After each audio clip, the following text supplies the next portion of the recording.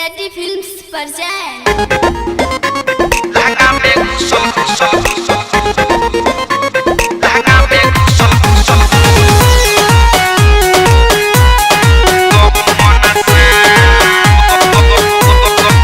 Music by DJ Shiv Narayan. recording by सेटी films Sitamarhi. यारे यारे बाप रे हे बा लहंगा में घुसल गहूँ मन सा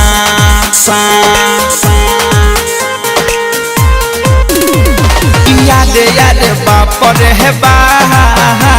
लहंगा में घुसल गहूँ मन सा लहगटा डर देह करे थर थर एकरा देखिए के भइल बाटे माथा खड़ा यारे यारे बाप रे हे बा लहंगा में घुसल गहूँ मन सा यारे यारे बाप रे हे बा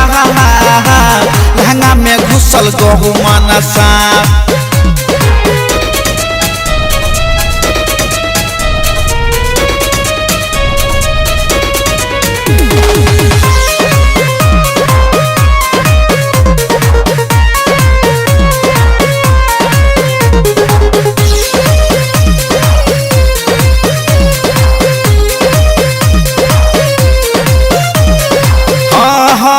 सजिया पसुतल रहनी गईनी डेराई लहंगा में हमारा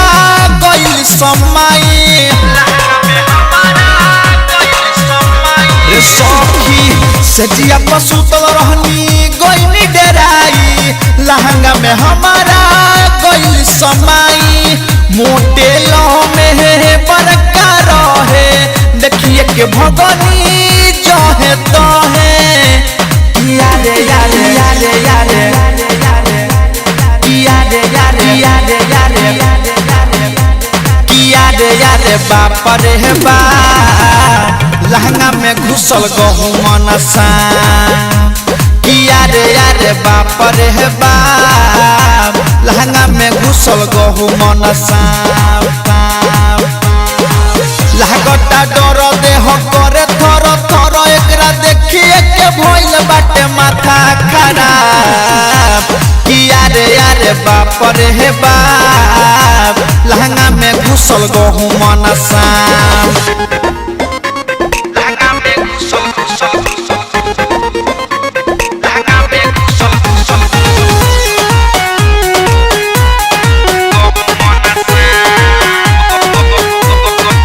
Music by DJ Shiv Narayan.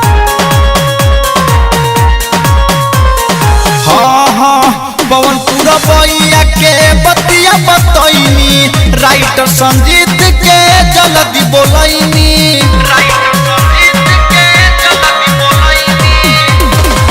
पवन पूरा बैया के बतिया बतैनी राइटर संजीत के जल्दी बोलैनी अरुण मुकेश रंजित बारा है मारे लौकरा भाला मंगैनी यारे यारे आहा आहा आहा यारे यारे आहा आहा आहा यारे यारे बाप रे बा लहंगा में घुसल गहूँ मन सा यारे यारे बाप रे बा लहंगा में घुसल गहूँ मन सा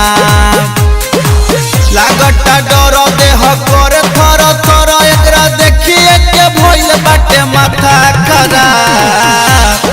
यारे यारे बाप रे हे बाप लहंगा में घुसल गहूँ मन सा